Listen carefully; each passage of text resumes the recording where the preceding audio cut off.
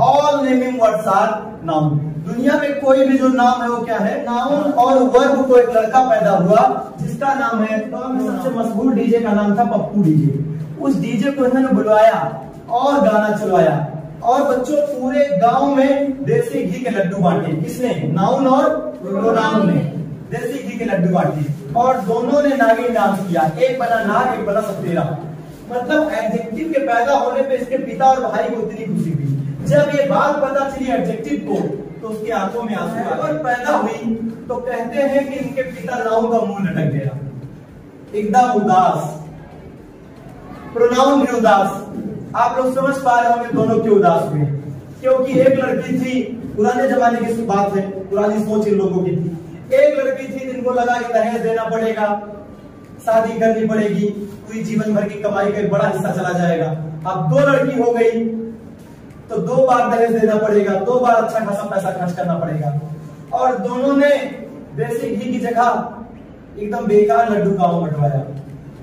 उसमें बेसन की जगह रवा की मात्रा ज्यादा कर दी और जो मशहूर डीजे पप्पू डीजे था उसको ना बुला के कालू डीजे को बुलवाया और गाना चलवाया। बुलने वाले हैं पार्ट्स ऑफ स्पीच। जैसा कि आपको पता है कि पार्ट्स ऑफ स्पीच मुख्यतः होते हैं 8, तो उनकी डिफिनेशंस तो बच्चे रट लेते हैं स्कूल के दिनों में, लेकिन कई बार वाक्य में उनको पहचानना बहुत कठिन हो जाता है कि दिया गया शब्द क्या है। आज की क्लास में हम जानने वाले हैं पार्ट्स ऑफ स्पीच के बारे में और मैजिकल वे में, जादुई तरीके से एक कहानी की तरह आप समझेंगे सारे पार्ट्स ऑफ स्पीच, उनकी डिफिनेशन और वाक्य में उनकी पहचान कैसे करें। तो आइए शुरू करते हैं। लंदन में एक परिवार रहता है जिस परिवार का नाम है पार्ट्स ऑफ स्पीच। इस परिवार में कई सारे सदस्य हैं।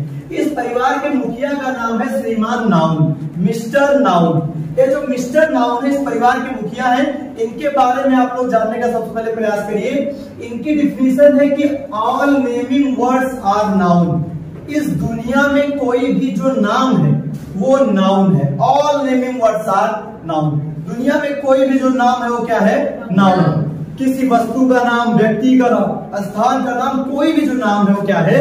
नाउन। फॉर एग्जाम्पल राम किसी व्यक्ति का नाम, नाउन। भारत किसी देश का नाम, नाउन। चेयर किसी वस्तु का नाम, नाउन। तो दुनिया में कोई भी जो नाम है वो क्या है? नाउन। हम बात करेंगे इनकी पत्नी मिसेस वर्ब, श्रीमती वर्ब। इनकी डिफिनेशन है कि a word that denotes an action. कोई भी शब्द जो एक्शन को डिनोट करे, कार्य को दर्शाए। कोई वाक्य देखिए, उस वाक्य में देखिए कौन सा कार्य हो रहा है। जो कार्य हो रहा है वो क्या है? वर्ब। तो आप देखिए वाक्य में कार्य कौन सा हो रहा है। ये बहुत ही सरल डिफिनेशन है। ग्रामर में इसकी और डिफिनेशन होती है। सरल डिफिनेशन क्या है कि a word that denotes an action. कोई भी शब्द जो एक्शन को दर्शाए, एक्शन मतलब कार्य दर्शाए, जिससे किसी कार्य का करना या होना पाया जाए। तो कोई भी जो नाम है वो नाउन है और जो कार्य को दर्शाए, क्रिया को दर्शाए वो क्या है? वर्ब। अब यहां से असल मायने में क्लास शुरू होती है।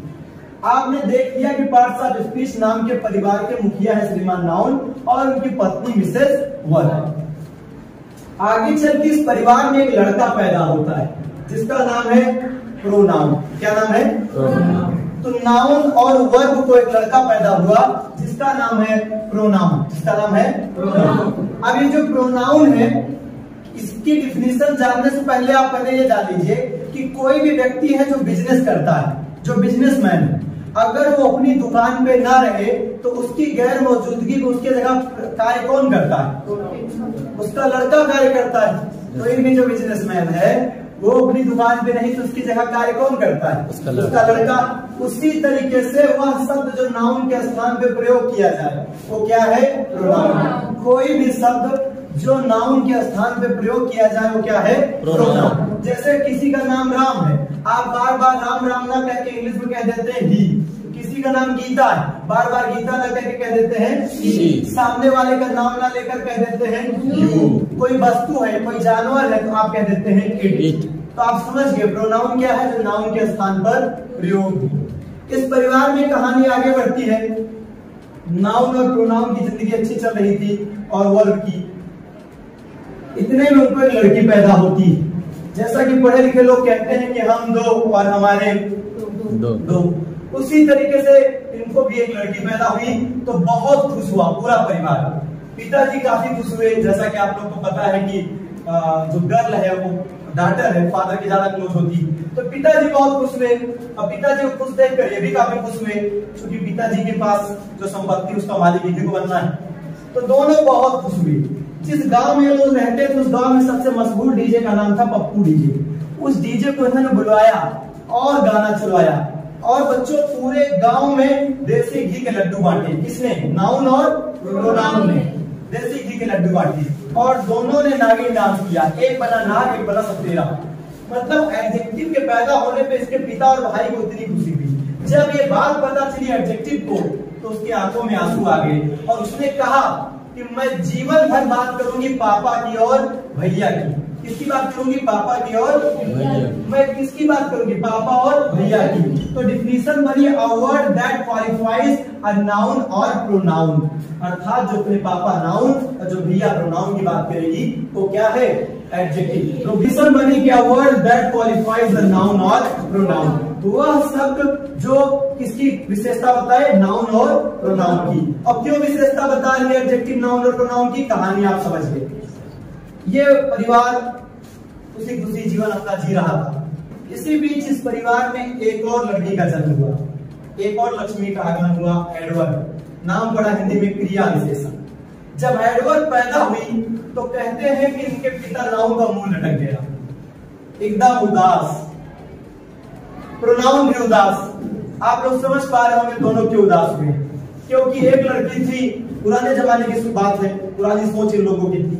एक लड़की थी जिनको लगा कि दहेज देना पड़ेगा, शादी करनी पड़ेगी, पूरी जीवन भर की कमाई का एक बड़ा हिस्सा चला जाएगा। अब दो लड़की हो गई तो 2 बार दहेज देना पड़ेगा, 2 बार अच्छा खासा पैसा खर्च करना पड़ेगा। और दोनों ने देसी घी की जगह एकदम बेकार लड्डू गांव बंटवाया।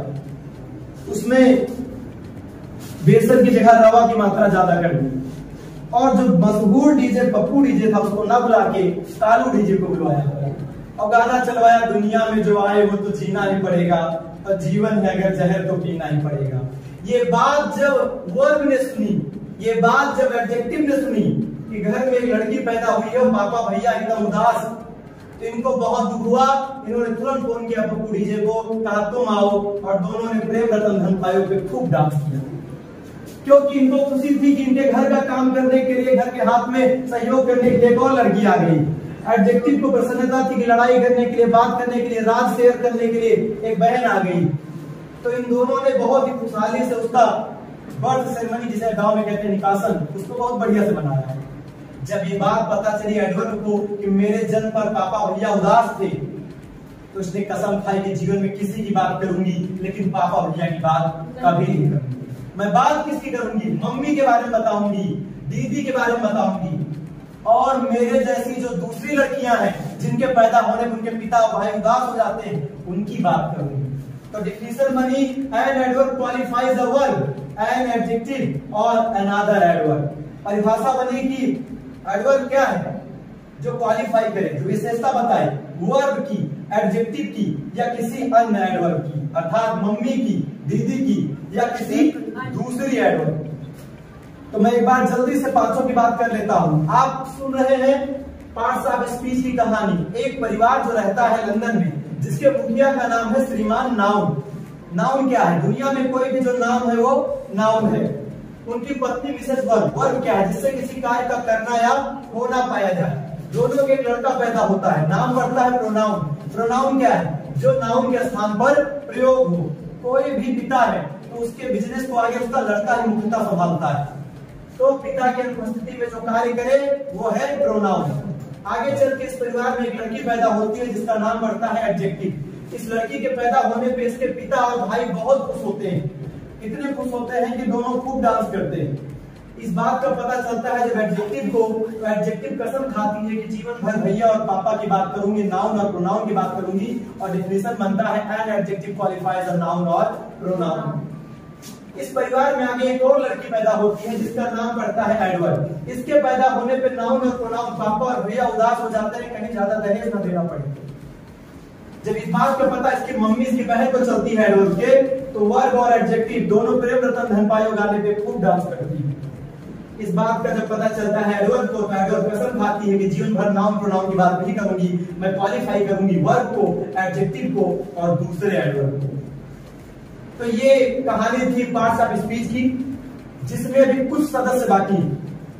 अभी कल की क्लास में हम लोग जानेंगे इस परिवार में 2 नौकर हैं और एक और सदस्य। तो पार्ट 2 का आप लोग इंतजार करिएगा, ये पार्ट 1 है।